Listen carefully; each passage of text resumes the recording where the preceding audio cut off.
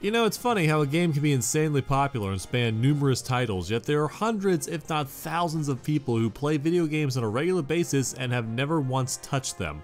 Sometimes it's just a lack of interest in the genre, but other times that might be a lack of the dedicated equipment to make it work.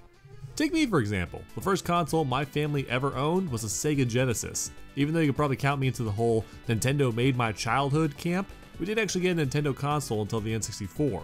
Same thing goes for the PlayStation. Never had one. Owned a PSP, but never a home console, not until I moved out. The result of not owning certain consoles means that I didn't get to play certain famous franchises, most notably Final Fantasy. Whether it be the games on the SNES or the ones on the PlayStation 1 and 2, this is a franchise about overcompensating swords and girly looking villains that I largely missed out on growing up. All except for one game that I absolutely adored. Oh, that's just a long-winded way of me trying to tell you that this is an RPG on the Game Boy Advance that I really like and one that I'm happy to revisit. That being said, this is not a spoiler-free review, so you've been warned. I will give another warning when we hit the major story spoilers, but still, just keep that in mind. This is Final Fantasy Tactics Advance.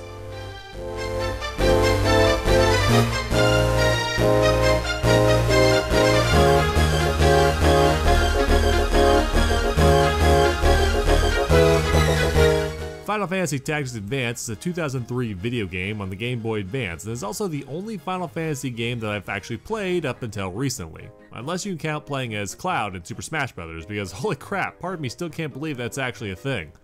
The story begins in a snowy town called Ivalice, where we're introduced to our hero as he's participating in a school-regulated snowball fight, which is actually just a cute way to introduce the player to the combat system of the game. The player finds themselves fighting alongside a team of misfits made up of a girl with pink hair, a sniveling loser, and this girl, whom you will never actually see again after this event. Who can say where the road goes, where the day flows, only time. I should also note that in this game you get to name the main character, so for this particular run I decided to name him Norp, but with two musical notes on the end, so it seems like everyone who says his name is doing it in kind of a sing-songy way. Norp and his two new friends, Mute and Riss, decide to head over to his place after school to check out a weird new book that Mute bought and to show it to Norp's brother, who's in a wheelchair. Remember that bit, it's gonna be important later. The kids spend some time reading through the book and can't understand a lick of it, so they instead start talking about how they wish they lived in a fantasy world, specifically the world of their favorite video game, Final Fantasy. Hey, that's the name of the show. Later that night, while the children are sleeping, the entire world changes dramatically from an ambiguously French town to the fantasy world that the kids pined for, with Norp awakening in a town unknown to him, and wearing way too many belts. Norp ends up accidentally calling a lizard man a racial slur and has to get his butt saved by a talking gerbil creature named Montblanc. After a quick fight with the lizard men, Montblanc decides to help Norp figure out just what the heck is going on, where his friends are, and how they're gonna get home, kicking off a grand and emotional adventure. Final Fantasy Tactics Advance is an isometric strategy RPG, so in other words it's played from kind of a top-down slanted angle where everyone can only move in 4 directions at all times, and all bits of the story take place on these floating pieces of land flying through space that nobody seems to talk much about. At its core, the game is a turn-based RPG. You form a team made up of various types of characters with various abilities and have to clear specific objectives while fighting against an enemy team that stands in your way. 9 times out of 10, this objective is just KO everyone on the map, but sometimes they'd sprinkle in different objectives like taking out the boss or taking out inanimate objects. Every battle proceeds like a session of Dungeons & Dragons, minus the beer and pizza. The unit with the high speed gets to go first, possessing a move and an action. The action either be an ability they possess, or it can just be going up and smacking someone in the back of the head. Keen emphasis on the back of the head thing. You see, where you attack someone in this game plays into your hit rate for hitting them. So being sneaky beaky and sucker punching a fool in the rear cranium is always the best way to go. After all that, the next fastest person gets to move, and so forth and so on. As far as the structure goes, it's a fairly standard RPG flair and it's not very complicated. What sets Tactics Advance apart from other strategy RPGs is how battles are structured and run. You see, in this world, battles are apparently just a regularly sanctioned event. Everybody's day consists of breakfast, lunch, 2 PM smackdown, and a commute home on the freeway. In this world, all battles are overseen by some demigod-like figures known as the judges, who watch over battles to make sure that everyone is fighting according to the law. Also, they ride on giant chickens. Apparently in this world, there aren't laws against things that we consider illegal or immoral, like stealing, arson, and jaywalking. Instead, in this world, those things are only illegal on certain days of the week. Basically, the way this law system works is that there are certain actions during battle that are prohibited, which is based on what day it is on the game's internal calendar. The things that are illegal can range from being trivial and overall easy to forget about, or completely overbearing and crippling to your strategy. For example, if the law is don't poison anybody, then that's a piece of cake. Just keep that arsenic out of everyone's martinis, you salty bastard. But if the law is don't hurt monsters and all of the enemies are monsters, things are gonna get a lot more aggravating and a lot more stupid. So what's the penalty for even breaking the law? Well, it's the same thing that's in the real world. You gotta pay a fine on repeat offenses, you gotta go to jail. If a character breaks a law twice in the same battle or KOs another character while breaking that law, the judge dishes out a red card and teleports them off to jail. When that happens, you either have to wait for their sentence to be fulfilled or spring the cash to bail them out. This only happens if it's not Norp though. If he goes to jail, it's just a straight game over. If all this sounds kind of stupid and needlessly annoying, that's because it is. The judge and law system in Final Fantasy Tactics Advance is without a doubt the most controversial aspect of the game. Even people like myself who really like this game recognize how dumb it is. And it wouldn't be so bad if the penalty for breaking the law wasn't so severe.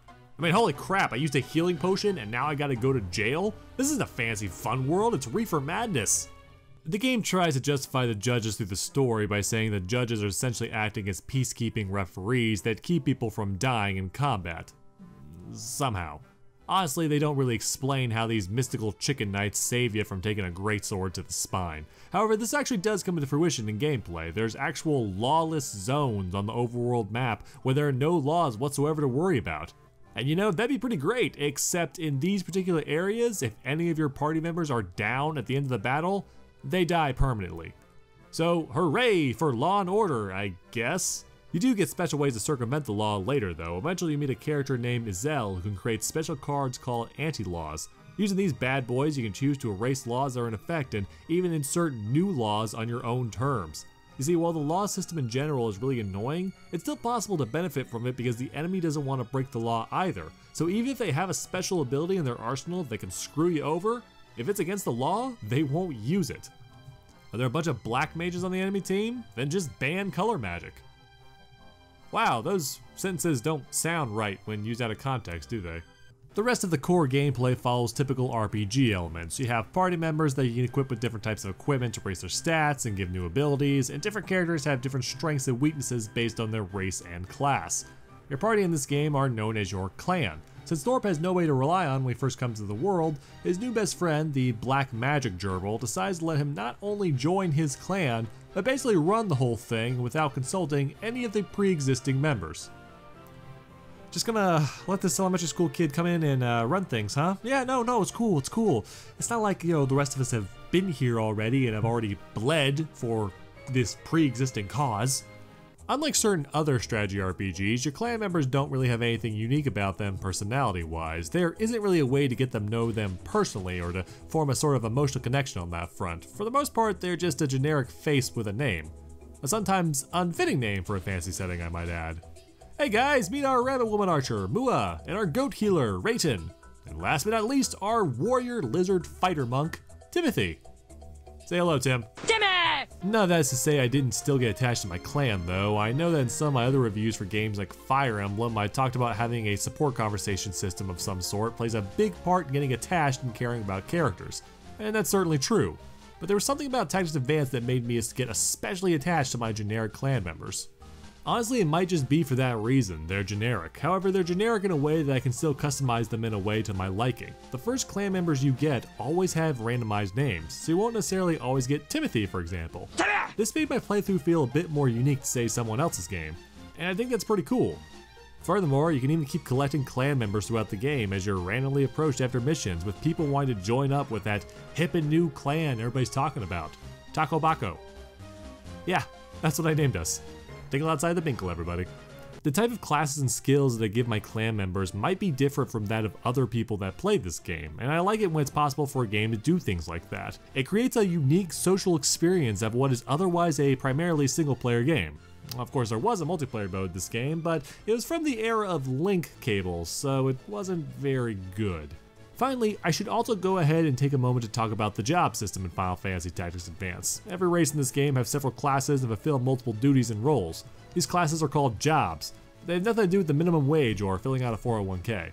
Jobs determine what kind of abilities, stats, and equipment that characters will have. White mages, for example, are healers who specialize in support magic and can only use rods and cloth armor, whereas classes like dragoons or a class that can wear heavy armor are based around thrashing their opponents, but also move slower. It's pretty standard RPG fanfare, and that aspect doesn't do anything out of the ordinary. What is cool about the job system, however, is how you can mix and match abilities from various jobs to customize your clan members in all sorts of ways. Do you want a Templar that also possesses Dragoon skills like breathing fire? Train a character in Dragoon skills and swap them over to a Templar after meeting the prerequisites. You can do this with basically any character in the game, so with enough time and patience, you can come up with insane combinations. This is something I really loved about Tactics Advance's combat system, and what's more, this wasn't just something that you could abuse. Throughout the game, you would encounter enemies that had cross-class skills all the time. It really made you keep an eye out. That white mage might look harmless, but don't be deceived, he's not afraid to start whipping out a few explosions on your ass. Final Fantasy Tactics Advance's combat and class systems were things that I really liked and things that caused me to put a lot of hours into this game back in the heyday. Seriously, I think this is one of the few games I have on the Game Boy Advance that I went into triple digits on my hours. Of course, it wasn't just the combat that I really liked about this game, there was also things I liked about the story. Which, if you haven't figured it out yet, I'm going to start talking about major story spoilers now. So, this is your only warning. Aside from the one I gave you at the beginning. I told you this was coming. Here it is. Alright, you ready? Here we go. The story in Final Fantasy Tactics Advance is something I still think about every so often, mostly because while it seems like a fairly standard, sucked into the fantasy world adventure, there are still enough layers to keep it interesting. You see, from the get-go, Norp realizes that while it's pretty awesome living in a world of adventure where he's a powerful warrior and the head of his own adventure guild, is that changes the fact that he doesn't really belong here. He has a home and a family he needs to get back to, so his primary goal throughout the game is accomplishing that. The thing is though, there are some pretty tough obstacles standing in his path, and those obstacles are his own friends. When the kids were pulled into the world of Ivalice, they all received their wishes. Norp became a reputable badass who wasn't just a new kid, the brother who was wheelchair bound and sick is now healthy and could walk, and Ritz finally had her wish of having permanent pink hair. No, really, that's the thing she wanted. And to the game's credit, they at least try to justify her reasoning with mommy issues, and she's also like, I don't know, 12? But for real, when compared to the others, this one seemed especially selfish and silly.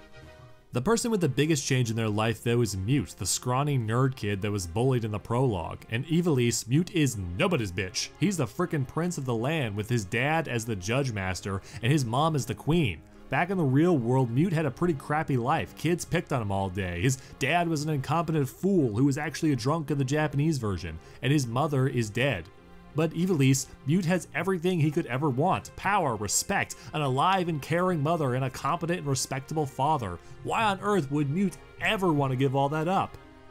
And so, you see where the game's conflict comes in. Norp wants to turn the world back to the way it was, even though it means destroying the happy lives that his friends now have. It's because of that at various points of the story, all of them will end up standing against him. And you wanna know what the best part of all this is? While it's true that we're supposed to root for Norp in this scenario, and since he's trying to make his friends stop living a lie and running away from their problems, it's still kind of hard to sympathize with him at points. I mean, think about it. If you had everything you could ever want, like a loving and alive family, a healthy life, or pink hair, would you really want to give it all up, even if it was all just a comfortable lie? That's not something that'd be so easy. Even Norp struggles with it. There are several times when people ask what it is back in the real world that Norp is so desperate to return to, and he can never really give an honest answer. He loves his life at Ivalice too. It's fun, exciting, every day is an adventure, and unlike the others, Norp doesn't have nearly as much emotional baggage in the real world like everyone else, so he is condemning everyone else to a much harder life than his. He recognizes that what he's doing might not make his friends like him very much, and that it might actually not be the right thing in the end, but he still feels that this is what he has to do, even if it makes everyone hate him. And don't get me wrong, I in no way see Norp as the villain. I actually agree with his philosophy that living a comfortable lie isn't the way to go. But that doesn't make it any easier on the guy. This doesn't change the fact that he is ripping people away from their personal paradise. The themes and morals of this game weren't all black and white. There was a good deal of gray mixed in there. Final Fantasy Tactics Advance is a good game. It's one of my favorites from when I was a kid. Sure, there are some aggravating aspects to it, and as a whole, it's not perfect. But the class-changing system, the combat, and the story were all just good enough to keep me hooked. It's something I really love going back to from time to time. Sure, the whole law and judge system in this game was incredibly stupid and at times aggravating, and the actual combat strategy in the game were nothing terribly special, but Final Fantasy Tactics Advance had just enough going for it to make it one of my personal greats. The class system was fun, the story was great, and in the end I enjoyed it a lot. It's just a real shame they never made a sequel. I mean, truly a shame that no sequel exists. I guess I just have to stick with what I got because there is nothing else after this game. This was the only one. You blew it!